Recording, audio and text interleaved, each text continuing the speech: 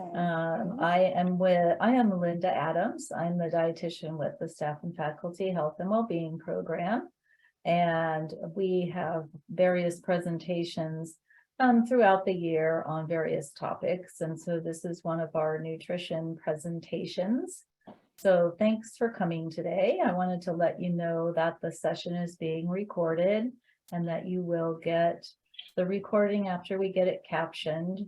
And you will also get the slide deck and a couple of the handouts that our speaker will refer to. You can interact with us on the Q&A or in chat. So whatever works for you. So thank you, Erin, for coming in today. I'm just going to turn it over to you. All right, well, thank you. Hello, everyone. Thanks for joining here today. I'm really excited to have this opportunity. My name is Erin Delano, and just a little bit about myself. In May of this year, I graduated from CSU Chico with my bachelor's degree in nutrition communication and general dietetics. And now I'm enrolled in a dietetic internship program. It's a distance learning program at Lenoir-Rhyne University in North Carolina. And within this internship, I have the privilege of working with Linda as my preceptor in my community rotation. And in addition to that, I also get to be a part of some of the UC Davis health and well-being programs. So I also hold a degree in culinary arts, and I have about 15 years of experience in food service. So I get excited about nutrition and cooking, and my ultimate goal is to be able to combine my culinary experience with my nutrition knowledge to help encourage people towards healthy eating. And I'm also a single mom of 3.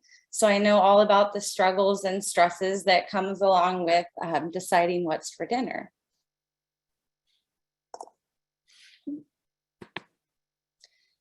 So the purpose of today's webinar is to explain the relationship between diet, stress, and sleep, and to provide you with some helpful tips and tricks to reduce the stress that is associated with that age-old question, what's for dinner?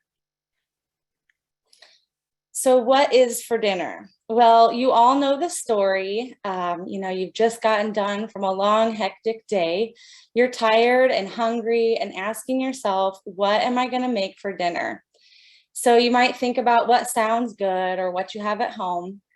Or if there's multiple mouths to feed in your household, you're probably thinking, what can I make that everyone's going to like?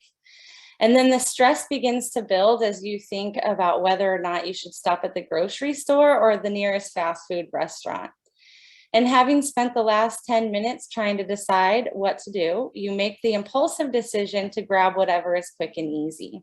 And this oftentimes leads to foods that are highly processed, overly sweetened, and full of unhealthy fat.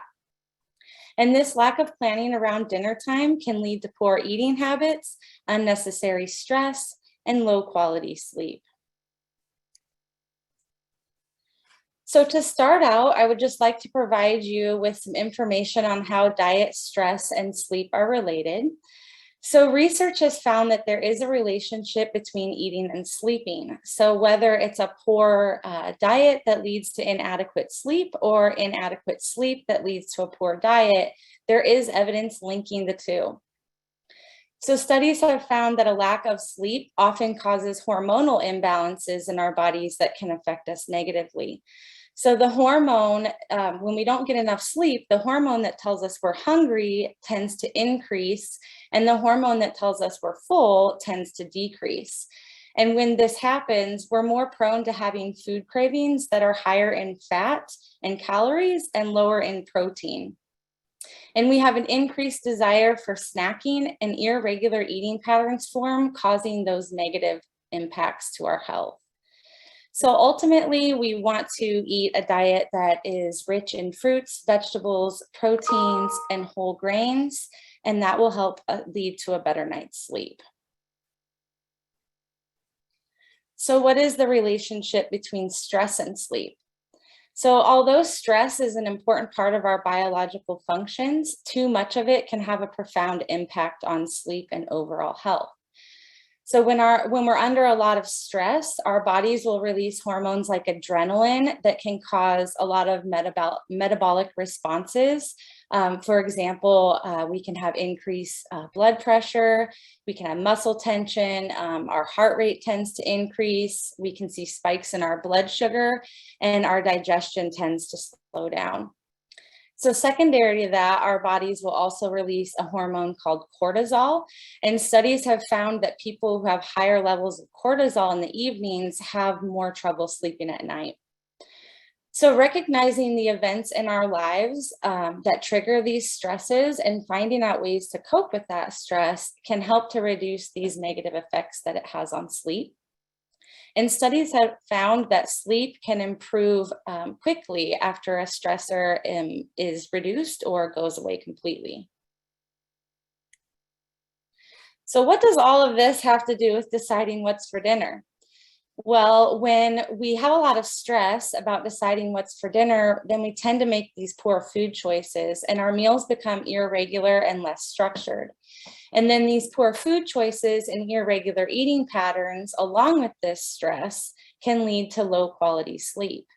And then because we're lacking in sleep, we're tired, we continue to make poor food choices. And then these poor food choices cause us to have more stress because then we're worried about not eating right and we don't have enough energy. And so then we kind of just get caught in this stress, eat, sleep cycle and our health becomes at risk. So how can we break this cycle to achieve less stress, make healthier food choices, and get better quality sleep? Well, we can start by eliminating some or all of the stresses that are associated with what's for dinner. So now I'm just gonna take a little poll and I'd like for you to just choose all of the reasons that have caused you stress associated with dinner time.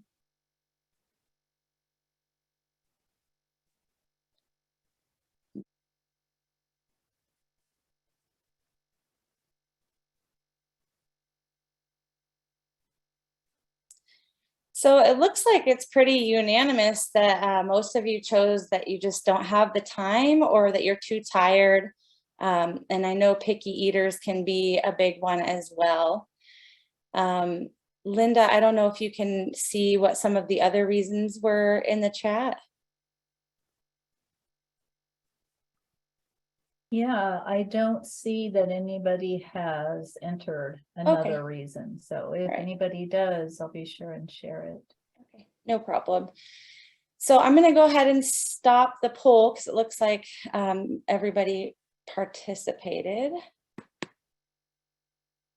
Oh, and you can see the results here that 70% said no time and they're too tired, and then picky eaters, 38%. Little to no skills or knowledge, and I apologize for that typo in there. But yeah, so. And we do have a couple of very interesting things in the chat. So others include lack of ideas, and that was seconded by somebody who also lack of ideas. Get caught up on what I should be eating, or what is nutritious or not nutritious, or all those things. Dietary restrictions for others. Okay, yeah, those are all things I can see that would cause a little bit of stress. And so, oops. Let me just, I don't know if you can see that, but that poll just popped up on my screen again. So, you know, you're not alone in that, because most people, when they're asked what the main reasons are for stress associated with dinner time, they are going to say things like they don't have enough time, they're too tired, maybe they have picky eaters, or, you know, special dietary needs, or maybe they're just not that great at cooking, or they're out of ideas.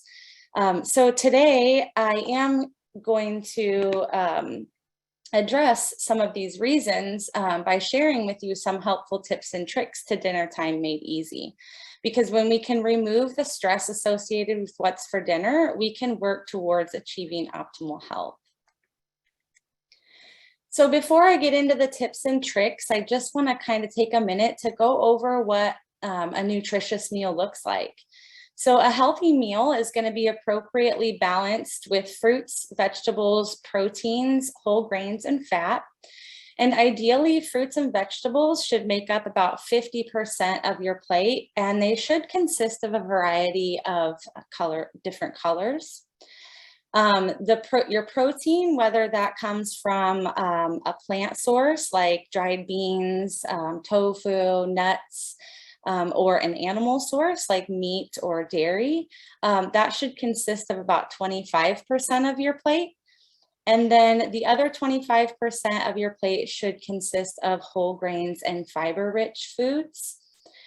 Now you'll see that the fats and oils is just represented here as a small portion on the plate, because although fat is an important part of the diet, it really should only be consumed in moderate amounts. And it's best when it comes from plant oils such as canola oil or olive oil. So on to the tips. The first tip that I have for you is to make time to plan. Making time to plan is probably one of the best ways that you can reduce stress when it comes to deciding what's for dinner.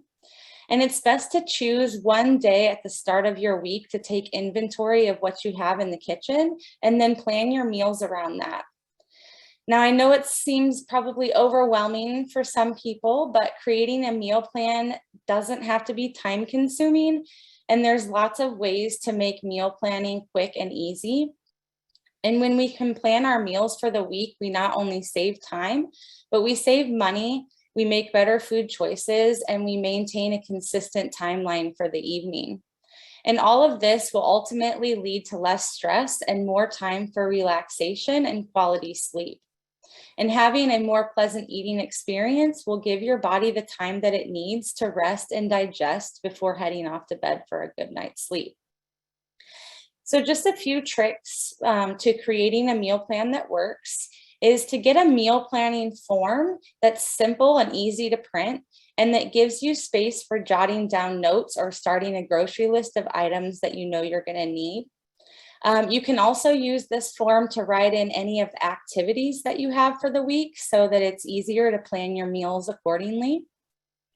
So if you look in the chat, Linda's going to drop a couple of links to a downloadable meal planning form that you can print out and use for later. And the second trick is to assign meals to fit your schedule. For example, if you know that you're going to be home late on a particular evening, or maybe you have an event that night, you might want to plan for something that's quick and easy or have leftovers.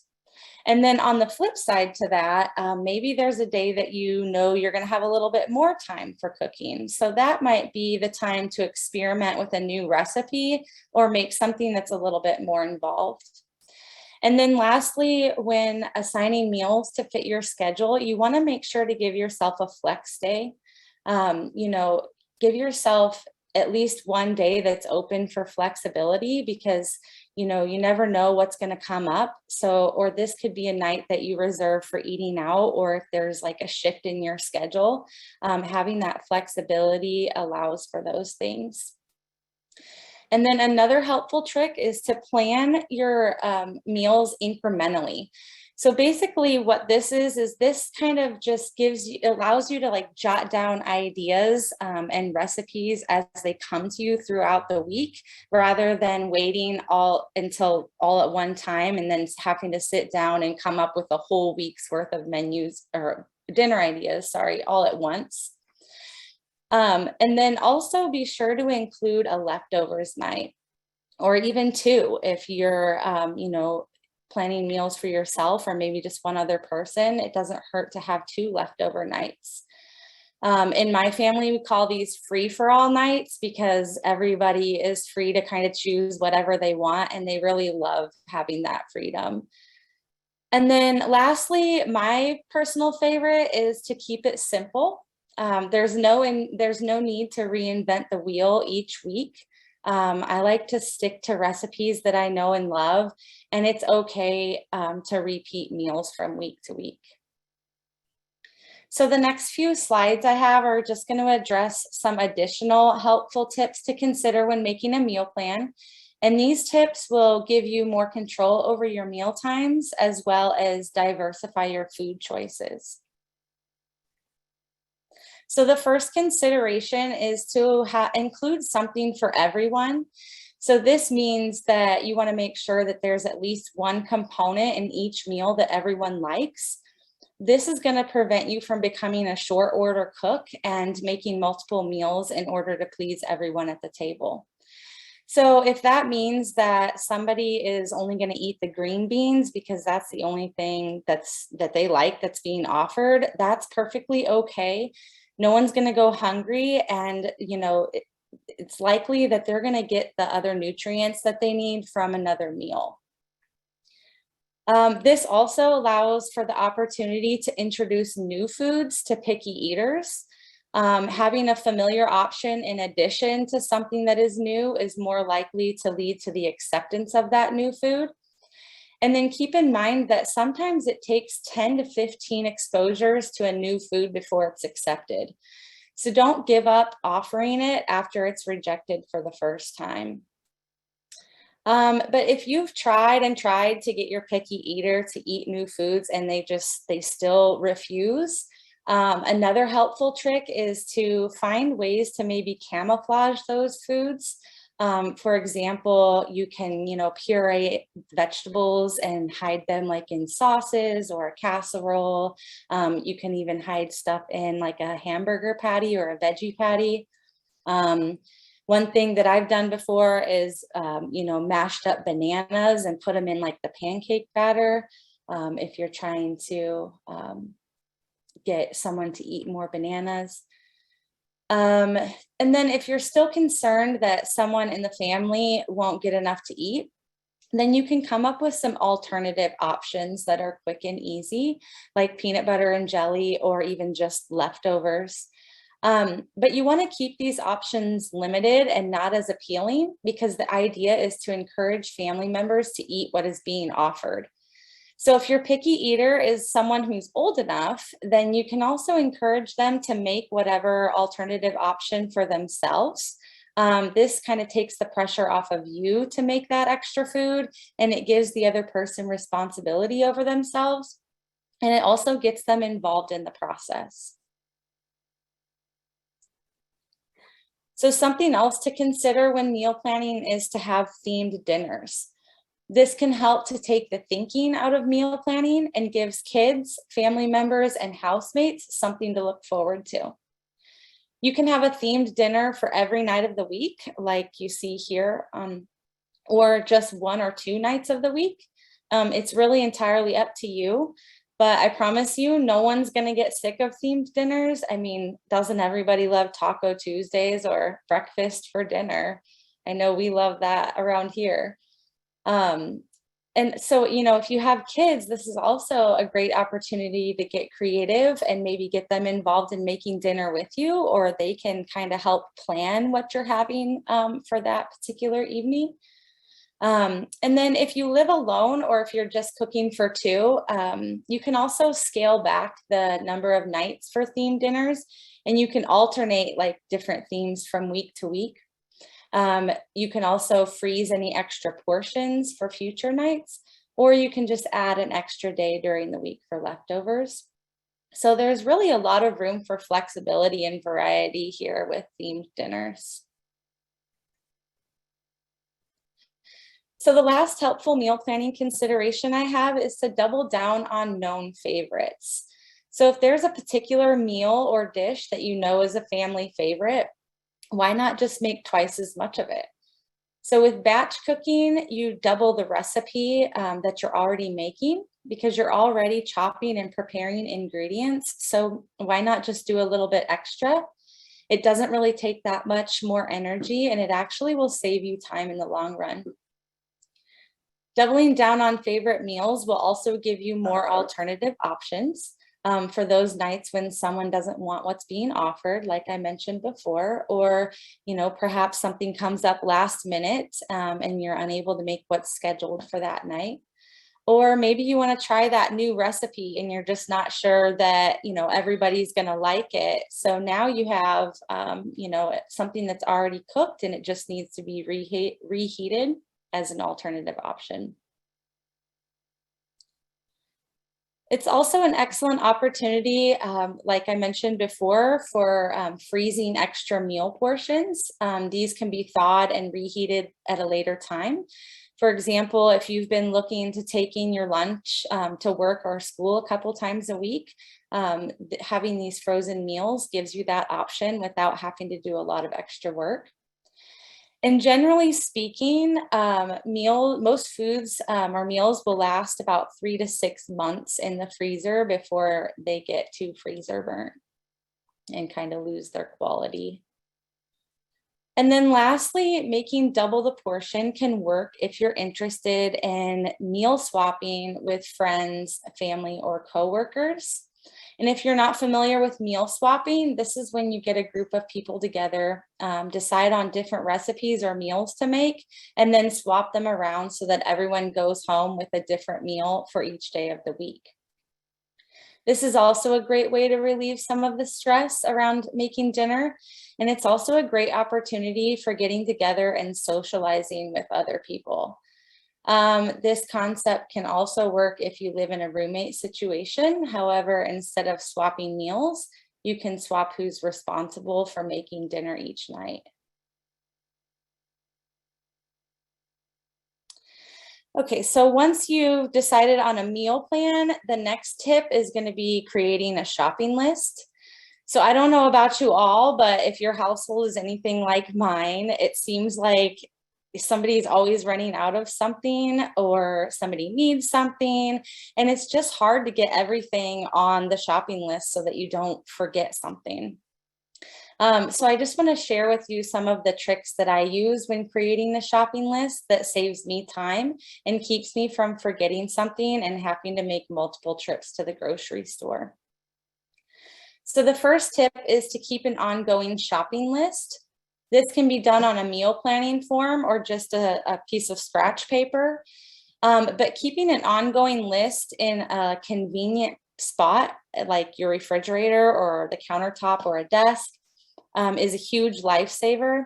For me, this allows me to add items as I think of them or as they run out or as one of my kids tells me they need something. And it ensures that I don't have to go around the whole house, looking for things that I might need. Also, placing items on your list according to the layout of the store or the direction that you shop in is another huge time saver. And this also ensures that you don't skip over items and have to circle back through the store. And then if you shop at more than one store, make a separate list for each store, or at the very least, separate the items out that you're going to get from each store, because this helps keep your lists clear and organized, and it also saves time. And then the last helpful trick that I have is to make a master shopping list. This is helpful because then you can just print a copy of this master shopping list each week, and it helps you to keep inventory of things that you have on hand, what ingredients you might need to look for, and what you need to buy. Okay, so maybe grocery shopping in and of itself is stressful for you. Maybe you just don't have the time to go grocery shopping, or maybe you don't like dealing with traffic or big crowds of people. Well, fortunately, with our increasing technology, we have access to several grocery delivery and pickup services. And a lot of these are available through an app that you can download on your phone or your computer. And if you're not yet familiar with these services and you're the type of person who dreads going to the grocery store, then it might be worth checking one of these out. Some of these services do not require a membership, but there will be fees attached to each order. So if you think that this is something that you might use quite often, it might be worth it to you to sign up for a membership. And the fee costs vary depending on which company you choose and the location of where you live. But as you can see, the average cost is around $10 a month or $100 a year. And then members are also granted free delivery on orders of $35 or more. And then most of these services offer same-day delivery or even 2-hour delivery, which I think is really cool. And then some of them also accept SNAP EBT, with the exception of Shipt. I don't believe Shipt is on board quite yet with SNAP EBT. And then if you're not really into using the grocery delivery service, there's also several grocery stores like Safeway and Raley's, and I believe Walmart also does this, but they offer pickup services. And sometimes they're free, or sometimes they just charge you a small fee of like $4. But this service also works from a downloaded app, and you can add items to a virtual shopping cart, and then you just select a day and time that you want to pick up your groceries, and then someone will either bring the groceries out to you when you show up, or you go inside and just pick them up. They have them ready for you there. So if you're interested in learning a little bit more about this, these services, I included a link to a YouTube video that you can watch later if you want, when you receive the slides in your email. So prepping ahead. Prepping ahead of time is another useful tip to minimizing the stress that's associated with dinner. Washing and preparing fruits and vegetables like berries, melon, cucumber, celery, slicing up peppers ahead of time. Not only will this give you a great option for a healthy snack, but it also makes fresh produce readily available as an addition to any meal. So also consider recipes that use the same ingredients. This allows you to prep it once and use it twice. This is sort of similar to doubling down on recipes, except for this time you're doubling down on ingredients. So for example, if you use a lot of onion and garlic in your cooking, if you just chop extra the first time, then you'll have it ready to go for the rest of the meals during the week. Another example is like if Monday you plan on making some sort of pasta casserole, and then on Thursday you're going to make like a baked mac and cheese. You can just use the same type of pasta in both dishes, and then you just boil extra pasta on Monday so that it's already ready to go on Thursday. And this is a big time saver. Another option is to look for pre-prepped food items. So sometimes in the produce section, you can find like carrots that are already chopped or shredded. You can also find like broccoli florets that are already washed and chopped and ready to go. Some stores will carry like a ready to go pasta. And then of course you can find like an instant rice that you can use. And just finding ingredients like this can be really helpful in saving you time on preparing meals. And then just a little side note, in case you're wondering, pre-prepped food items or leftovers will typically last up to 5 days in the refrigerator. So if you're wondering how far in advance you can prep foods, it's typically up to 5 days in advance.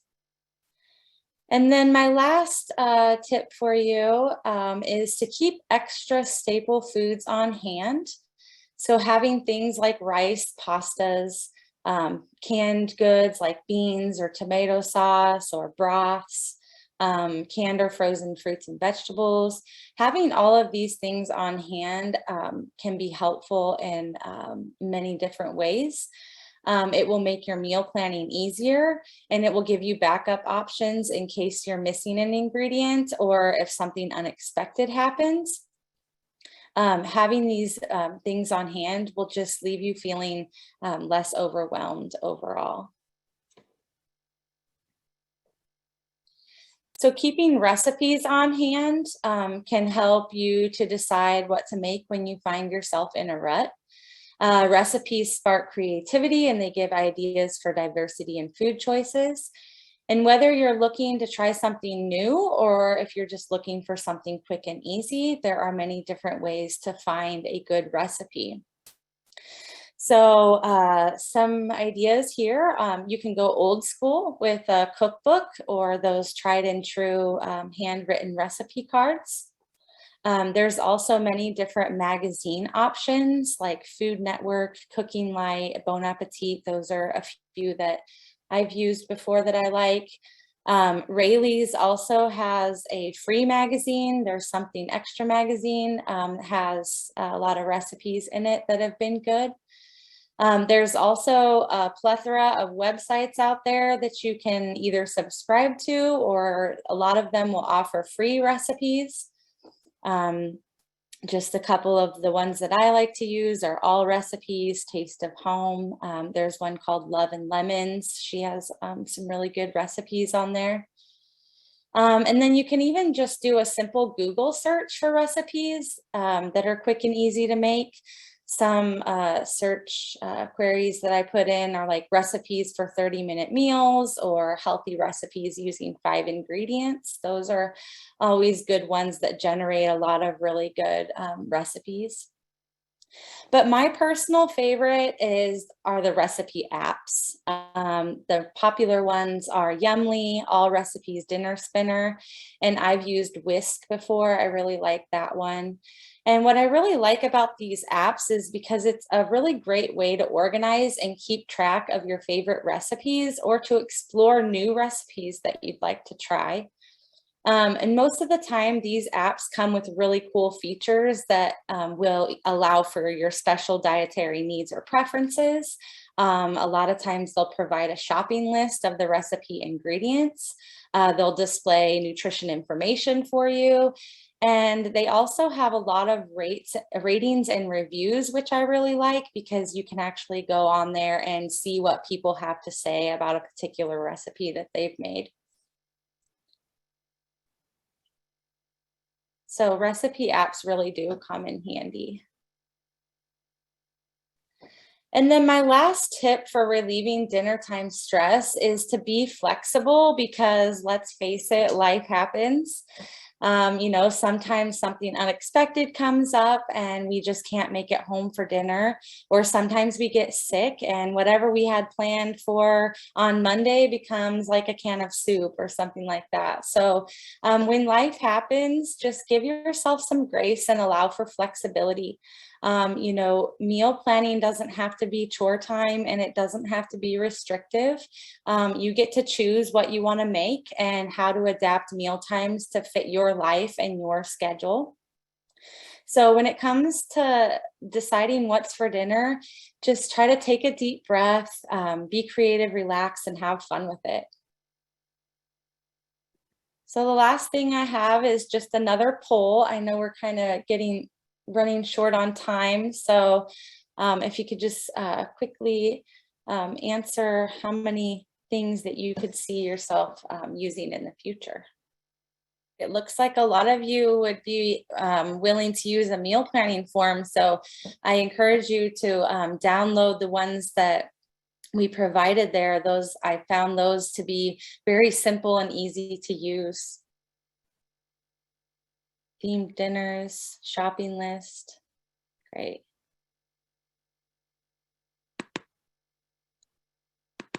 So I'm just going to go ahead and share those results. And then that's pretty much it for the presentation. And I'd like to open it up for any questions. I know we just have one more minute, but I'd also like to alert your attention to the chat because I went ahead and created a meal planning resources guide.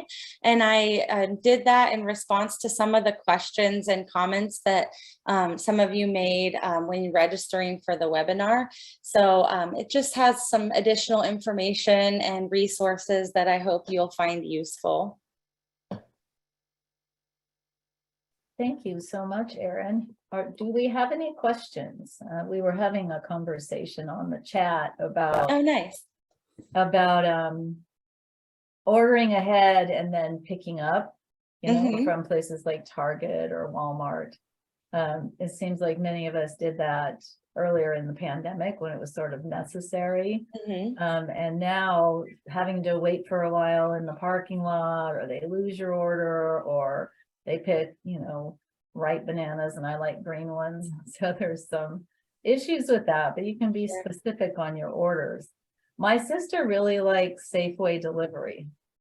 I don't know, she just dislikes going to the grocery store enough that it's worth it to her to pay like $10 to have it delivered. Mhm. So Yeah, everybody, I've heard, some people really, really enjoy those services. And then, yeah, like you said, some people have had some issues with not Mhm. getting the right thing that they wanted, or, they substitute things. So, Mhm. Yeah. So Erin, would you have any advice for those of us that just really don't like to cook at all? I mean, buying the pre-prepared, produce is definitely helpful. mhm. What about frozen meals? Are they really that bad? Yeah, so I did include that in the meal planning Mm, resources guide that I created because someone had asked a question about freezer meals, and um, they're really not all bad. You just couple of things you want to consider. You want to look at the nutrition information, making sure that there's not a lot of added sodium. I believe you want to look for, something around 600 milligrams or less. And then just trying to like really pay attention to the ingredients list, and looking for things that just have, not a lot of added preservatives and things like that. I know Trader Joe's has a lot of really good like freezer meals or pre-prepared meals. The Amy's brand is another one that's pretty good. And then I know like Costco, there are some items that I find at Costco that I really like there's these mashed potatoes that I buy in a 2-pack, and there's literally like 5 ingredients. It's like Yukon Gold potatoes, dairy, some spices, and they're just really, really good. mhm, So that's something that I use a lot. mhm. Yeah, no, and I've seen those at Costco and I've never really taken advantage of them, but I think that's a great idea. So if you can find, things like that that are pre-made that are, simple on the ingredients, that sort Mhm, of thing. mhm. Somebody else in the chat says I've tried the meal planning and the kids don't feel like eating something on that particular day. So I switch days around, which Hmm. I have done that in the past. Like if I don't feel like it or even feel like making it, I think that's a flexibility piece of that form is to move things around to meet your needs. Yeah, absolutely. I mean, that just happened in our household over the weekend. What I had planned for Saturday night's dinner ended up becoming Sunday's lunch because we had to shift some things around. So it was just helpful though, because then it was like, okay, well, I'll just move this to lunch and then I don't have to think about, what I'm going to make for lunch. So it worked out. Thank you so much, Erin. If anybody has any other questions, we'll hang out for a couple of minutes. But I'm going to let you know that, again, this was recorded and you'll be getting it along with the slide deck. Thank you so much for coming today. Yes, Really thank you. appreciate it. As you exit, you'll be cued to give us feedback. So if you would do that, that would be wonderful. Thank you all so much.